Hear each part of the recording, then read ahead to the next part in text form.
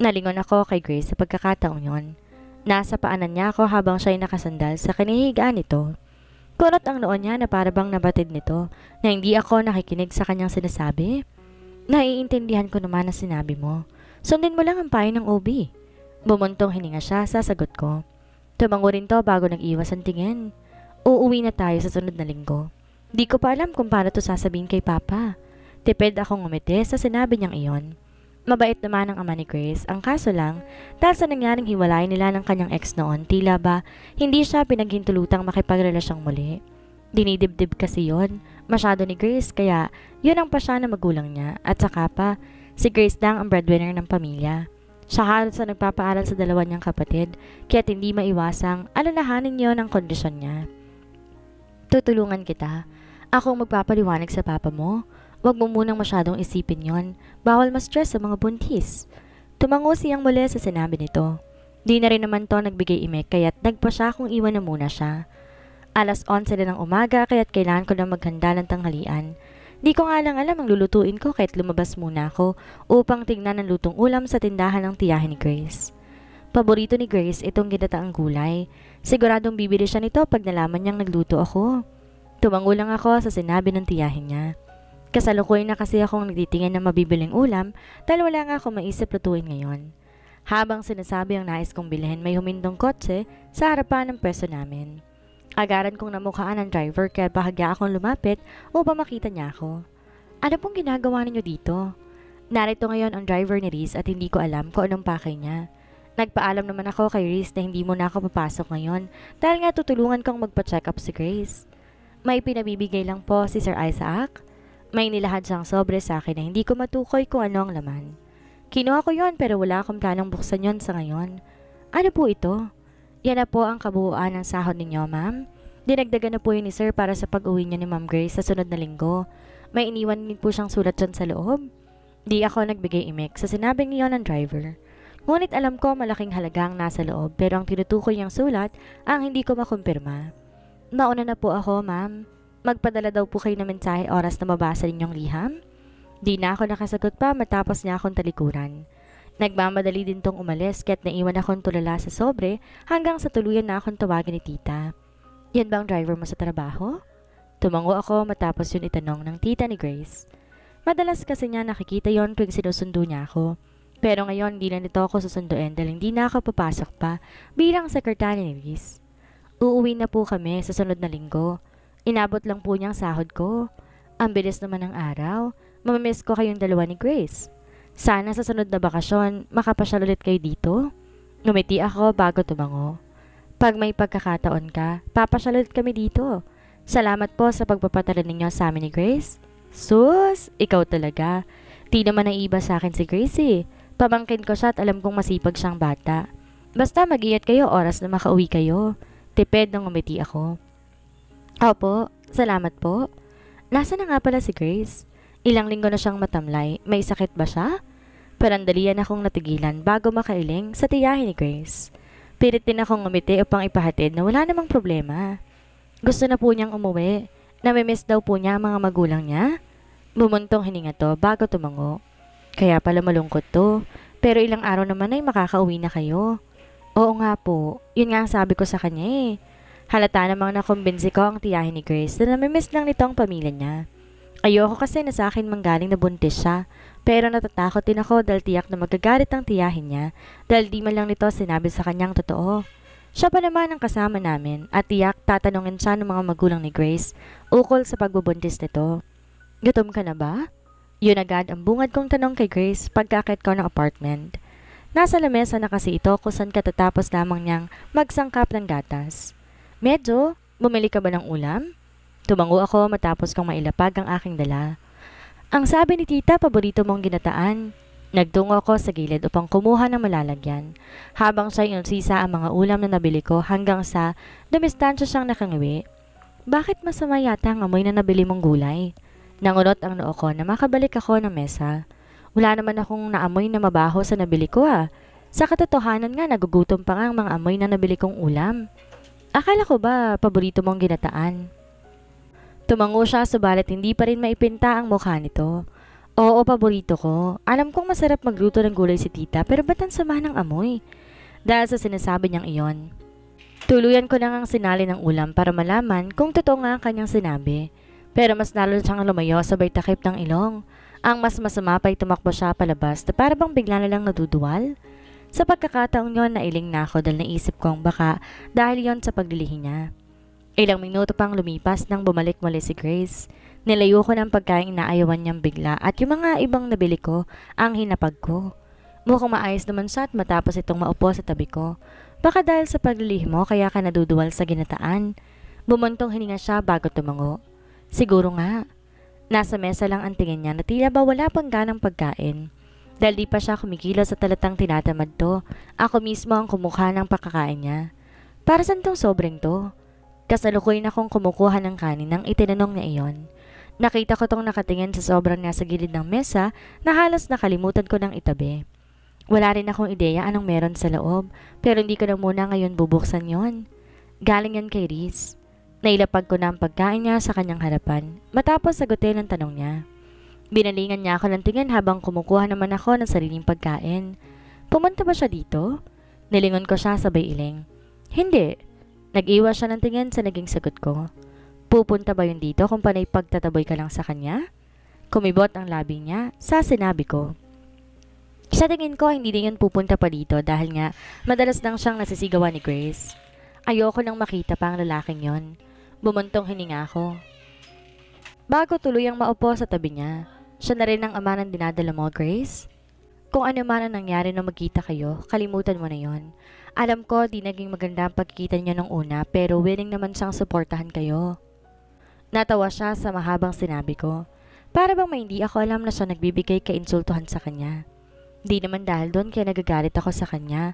Hindi ko lang nagustuhan na naging pag-uusap namin noon. Nangunot ang noo ko dahil sa sinabi niya. Nung una nag-usap pa kayo? Oo, ayoko lang ibahagi pa sa'yo. Ngunit dahil pilit mong kinakampihan ng lalaking yon, mapipilitan akong isalaysay sa'yo na pag-usapan naming dalawa. Di ako nagbigay imik sa sinabi niyang iyon. Naghihintay lang ako na sunod niyang sasabihin dahil nais kong malaman ang dahilan niya. Noong may nangyari sa amin, nakapag-usap kami na madala ka sa ospital. Sakaling mabubuntis daw ako, hindi nais ipakilala ko siya sa mga magulang ko. Pero willing daw siyang magbigay sustento kung magkakaroon kami ng anak. Bahagyang bumuka ang bibig ko dahil sa nalamang iyon.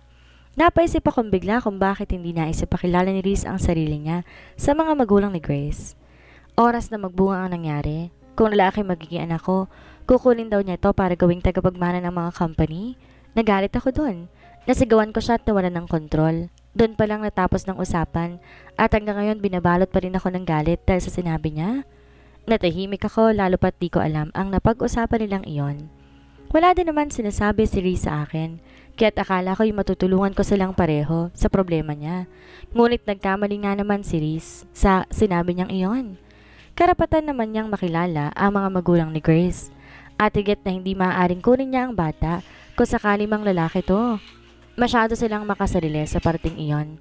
At nung huling araw na pumunta siya dito, nais niya mag-usap muli kami. Ngunit hindi ko na siya pinahintulutan pa. Ayoko nang madagdagan pa ang stress ko sa ngayon. 2 beses akong tumango upang iparating na naiintindihan ko ang side niya. Pasensya ka na. Wala akong alam tungkol sa napag-usapan ninyo. Pero susubukan ko pa rin kausapin si Riz. Bumuntong hininga siya. Bahala ka, Winnie. Sinasabi ko sa'yo. Wala kang mapapala sa lalaking yon. Hindi na rin ako interesado pa sa kanya. Gagawa lang ako ng paraan para may maihirap sa nobyo ng mga magulang ko. Nangunot ang noo ko dahil sa sinabi niya. Anong sinasabi mo? Desisyon ko to, Winnie. Suportahan mo lamang sana ako. Ayoko sana may mabanggit ka sa mga magulang ko tungkol kay Riz. Hindi na ako nakapagkomento pa matapos niya mag-umpisang kumain. Nais ko sana na sumalungat sa balak niyang iyon. Pero alam ko, wala naman ako magagawa kung yun nga ang pasya niya. Hindi ako sang-ayon dahil para bang napaka-komplikado ng gagawin na yun para sa kanilang dalawa. Matapos namin kumain, nagpahinga na si Grace dahil nasabi niya, inaantok na siya. Ako na nagpresentang maglinis upang di niya na yun isipin pa. Matapos ko maligpit lahat ng kalat, doon ko palang muling hinawakan ang sobre para suriin ang labas nito. Di naman na siya makapal kahit naiisip ko, hindi perang nasa loob. At dahil naalala kong sinabi ng driver na may liham sa loob, dali-dali ko nang binuksan yon para mabasa ang sulat. Yung isang papel ang siyang kinuha ko na sa tingin ko, sulat ni Riz. Nakita ko rin nakasad doon habang nakaupo ako sa gilid ng mesa. I want to invite you tonight. Gusto ko isama mo si Grace. Huwag mo lang sasabing inutusan kitang isama siya. I just want to talk to her. Yun ang siyang nakasulat sa papel kung saan nasa ilalim ang address kung saan kami pupunta. Dahil nais ko rin namang mag-usap sila, nagpa siya akong pupunta doon kasama si Grace. Paalis na rin naman kami sa sunod na linggo kaya pagbibigyan ko na si Riz kahit hindi ko nagustuhan ang nalaman mula kay Grace. May kaparapatan pa naman si Riz dahil siyang ama ng dinadala niya. Sumapit ang 7:00 ng gabi ko sa naghahanap ako ng masusuot. Kakalabas lang ni Grace mula banyo na makita niya ako naghahanap ng damit pang lakad. Aalis ka ba? Tumango ako. Samahan mo ako. May parting gaganapin sa isang bar. Tumaas ang kilay niya dahil sa sinabi kong iyon. Kailan ka pa nagka-interes sa mga bar party? Tipid akong umiti bago bigay sa kanya ang dress na napili ko. Di na ako makatanggi sa mga kasama ko eh. Paalis na rin naman ako eh. Siguro huling gabi ko na to para makasama sila. Nagkibit balikat siya sabay kuha sa dress na nilahad ko. Kung sa bagay, nais ko rin namang lumabas ngayong gabi. Masyadong napahaba ang tulog ko kanina kaya hindi na ako inaantok. Hindi lang pwede sa iyong uminom ngayon, Grace. Juice lang ang po pwede mong inumin. Natawa siya sa sinabi ko. Alam ko naman. Alam mo kahit naiinis ako sa mga anak ko, mahal ko naman ang baby ha. Grabe ka sa akin. Tumango ako bago siya lagpasan. Ngunit hindi pa man ako nakakaliw ng bigla. Kunin ito ang dala kong pantalon. Huwag itong susuotin mo. Magmumukha kang mayang dito. Itong dress na lang isuot mo. Inihagis niya pang muli pabalik sa akin ang dress na binigay ko sa kanya. Pinagtabuyan pa ako nito. Kung saan namimili niya sa sarili niyang maisusuot. Dahil di naman na para sa akin ang gabing to. Bala ko lang sana magpantalon dahil sa oras na makita silang dalawa ni Riz, maghihintay na lamang ako sa labas. Wala sana akong balak magsuot ng dress. Wala no choice ako kung hindi pagbigyan ng buntis na to. Pasado 7:00 na nang makababa kami ng apartment. Nasa bungad ang daan ng driver ko sa naghihintay na siya sa amin. Wala namang binatong katanungan si Grace kung bakit sinundo kami ng driver ni Riz. Halatang excited naman siya sa pupuntahan namin kaya hindi na ako nagbukas na mapag-uusapan pa. Ilang minuto lang ang naging biyahe namin matapos marating ang bar na naka-address sa papel kanina. Nakita ko rin sa sobre kanina ang check na naglalaman ng sahod. Masyadong malaki ang perang binibigay sa akin ni Riz. Ngunit may sulat naman na kung maaari daw ibigay ko ang kalahating halaga kay Grace dahil sigurado lang na hindi yon tatanggapin kung sakaling siya ang mag-aabot ng pera. Winnie! Sa bungad pa lang ng entrance, narinig ko na ang kasamahan kong tumatawag sa akin. Nakita ko sa bandang gilid na nakapulong doon kasama si Riz. Di ko lang inaasang naroon din si Asher, kaya halos hindi ko na maihakbang pa ang paa ko kung hindi lamang lumapit sa akin isang kasamahan ko sa trabaho. Kanina pa kayo hinihintay ni Sir. Ang tagal ng special guest ha? Inilingan ko lang ang sinabi ng katrabaho ko bago kami maupo ni Grace. Magkatabi kami kung sa nasa harapan ko lamang si Asher. Ayoko siyang tignan dahil lumabatid ko na sa akin ang tingin niya ngayon. Nararamdaman ko yon kaya't halos hindi ako mapakali sa kinaupuan ko. Aalis na pala kayo sa sunod na linggo. Di man lang kami naabisuhan. Tipid nang umiti ako sa isa pang kasama ko sa trabaho. Di naman kasi ako mahiling makipag-usap sa kanila, pero panay sila kwento sa akin. Dalang buong akala nila nililigawan ako ni Riz. Mamimiss ka namin, Winnie. Akala ko pa naman naabot ka ng Pasko. Sayang ang bonus. Natawa ko dahil sa sinabi niyang iyon. Ngunit nang magawing palingin ko kay Philip, tila bulang naglaho ang aking ngiti. So, dahil narito ka rin naman, kailangan mo nang uminom. Para sa iyong gabing to. Wala ako ibang ginawa kundi kunin na lang ang basong binibigay nila sa akin. Di rin ako napilitang inumin iyon dahil nais ko na lumakas ang aking loob dahil sa presensya ni Asher. Sa tuwing tumitingin ako sa kanya, hindi ko maiwasang isipin ang ginawa niyang paghalik sa akin kaninang umaga. Lalong-lalo na yung sinabi niya, para kong atakin sa puso kaya muli, pinasalin ko ang isang baso at diretsong ininom iyon ng walang pag-aalinlangan. Di ko alam kung ba't sobrang apektado pa rin ako sa presensya ni Asher. Wala rin akong ideya kung ba't di siya nahihiya. Ngayong titig na titig siya sa akin kahit marami kaming kasama ngayon. Hindi ko yata makakayanan to kaya hinugot kong cellphone sa aking bag kung saan nakita ko may message doon si Riz kanina na pumasok sa akin. Riz, bring her to the comfort room. Yun ang text niya sa akin kaya agad ay nagets ko. Alam ko nang si Grace ang tinutukoy niya, kaya't muli ko nang ibinalik ang cellphone ko at agarang lumapit kay Grace upang bumulong. Samahan mo ko. Nilingon niya ako habang umiinom siya ng juice. Gusto ko lang magbanyo. Ngayon na? Tumango ako kaya agad niyang ibinaba ang kanyang baso. Nagpaalam na rin kami sa mga kasamahan ko. Nasasaglit lang kami sa comfort room. Pasimple ko rin kinindutan si Riz na ngayon binibigyang tango lamang ako. Masyado mo kasing dinadamihan ng inom mo. Ikaw ha, baka bukas ikaw ng buntis. Halos maubo ako sa sinabi niyo ni Grace habang nilalagpasan namin ang mga daming kabataan. Natawa pa siya sa naging reaksyon ko dahil parang apektado ako masyado. Pwede ba Grace? Huwag ka magsalita ng ganon. Sus, yun tingin sa'yo ng ex mo. Kulang lang habulutin ka niya at paupuin sa kanyang kandungan. Pinanlakihan ko siya ng mata dahil sa sinabi niyang iyon. Baka may makarinig sa'yo. O bakit? Alam ba nila kung sino ex mo ang tinutukoy ko? Ikaw umanda ka talaga. Pinagnanasahan ka ng ex mo. Ano ba, Grace? Ikaw kasi. Bakit di mo nalang sinabi na kasama pa rin natin ang Isaac na yon? Siya ang boss ko. Grace? Malamang, narito siya dahil siya ang gagastos dito. Kumibot ang uso niya bago umirap. Hindi ako interesado sa lalaking yon. Huminto kami sa harapan ng comfort room kung saan humalokip-kip na siya na halatang bad trip siya kay Reese. Samahan mo ako sa loob. Tumaas ang kilay niya dahil sa utos ko. Bakit pa kita sasamahan? Takot ka ba na baka hablutin ka ni Philip sa loob? Grace naman. Grabe, talaga. Tara na. Bago kami pumasok sa loob, tinanaw ko pa ang pwesto nila. Ngunit wala akong masyado nakita dahil nga maraming tao. Pero sinunod ko naman ang utos niya na dalhin ko sa comfort room si Grace. Kahit wala akong ideya kung anong susunod na mangyayari. Pumasok ako sa isang pinto habang siya ay nagsasalamin.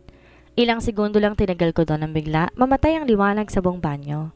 Narinig ko rin ang mga sigawan sa labas na para bang nawalan ng kuryente sa buong bar. Sino ka? Boses ni Grace ang narinig ko dahilan upang magmadali akong lumabas kung saan ako naroon. Ngunit dahil sa dilim wala ako nakita kundi narinig ko lamang ang mga sigawan sa labas at tawanan. Grace!